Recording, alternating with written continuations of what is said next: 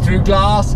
Welcome to the Aston Martin DB11 V8. If you haven't been following my adventures in Cape Town, or if you're new to the channel and haven't seen any of my videos before, you join me in Cape Town. Well, actually in South Africa. I'm outside Cape Town now, and with huge thanks to Aston Martin Cape Town, I've been driving around this stunningly blue, I don't actually know the name of the blue, but stunningly blue Aston Martin DB11 V8. Now, let's be truthful, let's be honest, I have driven a DB11 before, but the V12 one, and I didn't love it. I found it a little lethargic, a very good GT car that didn't really send my sensations through the roof.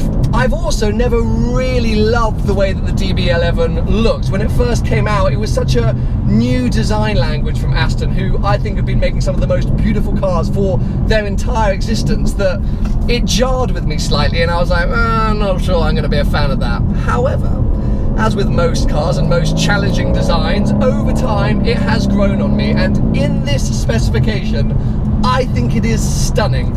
Every time I get out of this blue car, I turn around and look at it and I take photos. There's just, it just pops. I think the fact that we are in bright South African sunshine, or as I say that, some clouds come over, has been helping because it makes the paintwork just sparkle. But I also love the fact that everything else in the car, or nearly everything else in the car, is black. Blue and black, I just think they're just nicely suited colours.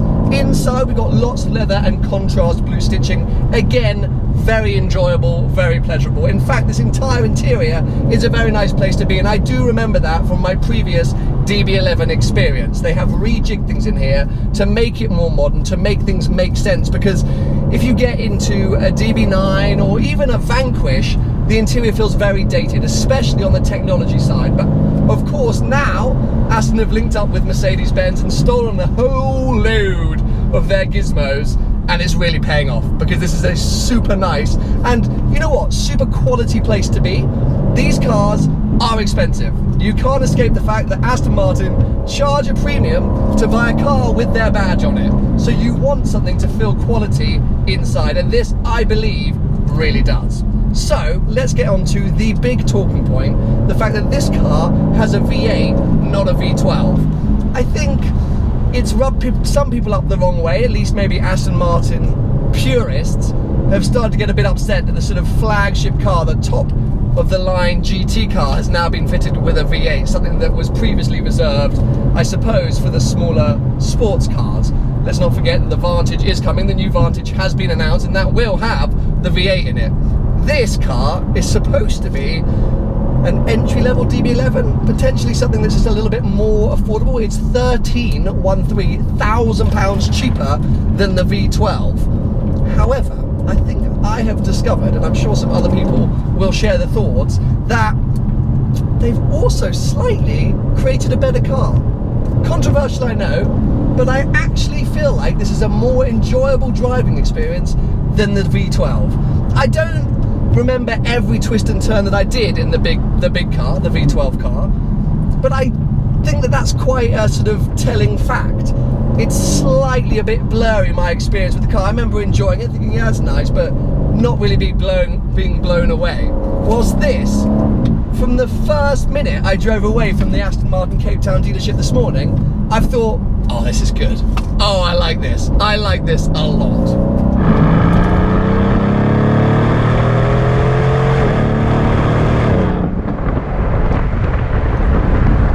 Facts and stats time then. So this V8 is, of course, the same V8 that is in the Mercedes AMG, a 4-litre turbocharged behemoth, which puts out just over 500 horsepower and 650 Newton meters of torque. That is about 100 horsepower down on the V12. However, this car is only 0.1 seconds slower, 0 to 60. We're 4 seconds flat, whilst the V12 is 3.9. We are still bashing our way through an 8-speed automatic, which I thought was going to be 1 gear too many, but it's not really. You use 1 to 6 like you would kind of any car, and then 7 and 8 are sort of overdrives for the motorway. The other big stat though, this car is over 100 kilos lighter than the V12, which is what, for me, transforms it, because it goes from being quite a sort of lethargic GT car to something that feels really nimble and alive on its feet. It feels like a proper sports car, which is what I love. The sound is bizarre because it's obviously quite a familiar sound for any of you driving an AMG Mercedes, but it's definitely a little bit artificial. The minute you put your windows down, you kind of lose everything, which suggests to me that quite a lot of it is getting played into this cabin. I don't mind because I'm the driver, and the majority of the time I've got the windows up and I can bask in that bark, but it is a bit disappointing, I guess, when you get outside. But as I say, the loss of weight has suddenly transitioned this thing from being what would be a sort of, you know, potentially older gentleman or older lady's car into, I think, something that a younger person would actually really enjoy driving. And maybe that's Aston's idea. Maybe they thought, you know, we want to target a younger demographic, and it's very stereotypical of me to say that an older man wants to cruise and a younger fool like me wants to hoon everywhere. But let's face it, in the car world, that does tend to be quite a precise stereotype. I'm here on what is the, I'm going to forget the name, I'm on a pass. It's as close as I guess you could get to a Swiss mountain pass, but in South Africa. It is stunning. The views are incredible, but the corners are actually quite challenging. We got long sweepers, sharp left, sharp right, and some straights. And I guess that's the only place that this car perhaps lets itself down. Once you get past that initial sort of turbo push, the top end, 5,000 to 7,000 RPM, is a little light in terms of torque and power. You kind of, that's where you miss the V12, because the V12 just keeps going. It keeps thumping away, and it's just quite mind-blowing how you get to 200 miles an hour in this car. This one, here we go, third gear, straight. You know, you're really pushing it towards that red line.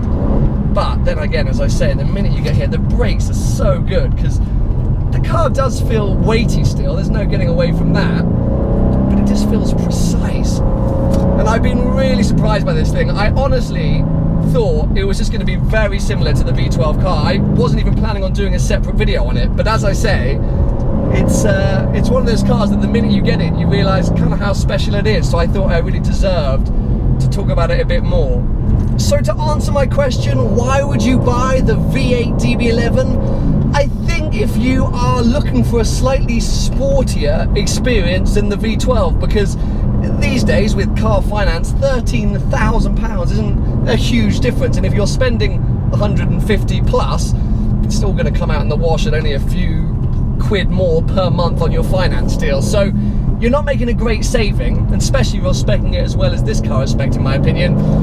It's not a financial decision. I think it is a driving pleasure decision, because you still get the quality of the Aston Martin badge, you still get the GT benefits. I can come out of all these sport modes, by the way. I can just go into GT right now, put the auto box on, soften off the suspension. I've got 3 suspension settings as well as 3 performance modes. Now we're in GT and we're cruising, and I can just chill and enjoy being in an Aston Martin. And that's the thing, you could say, well, why don't you just go out and buy an AMG GTS or GTC, or GTR is probably a bit of a step up performance wise, but you don't get the same thing of being in an Aston Martin. So I totally see the appeal, and as I mentioned just a second ago, I think this is the car you pick if you just do want to do a bit of harder driving. If you are all about the cruising, get the V12. If you want to do a bit more tight and twisty stuff, I reckon the V8 is the one for you. So I hope you found it interesting. I hope you've enjoyed the video. As I say, it's the first time watching Seen Through Glass. Welcome. I hope you found this informative. If you are considering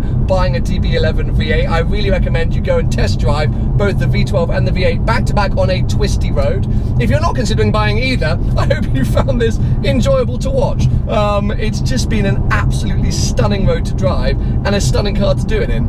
Give it a thumbs up if you've enjoyed it, and make sure to subscribe for plenty more videos to come.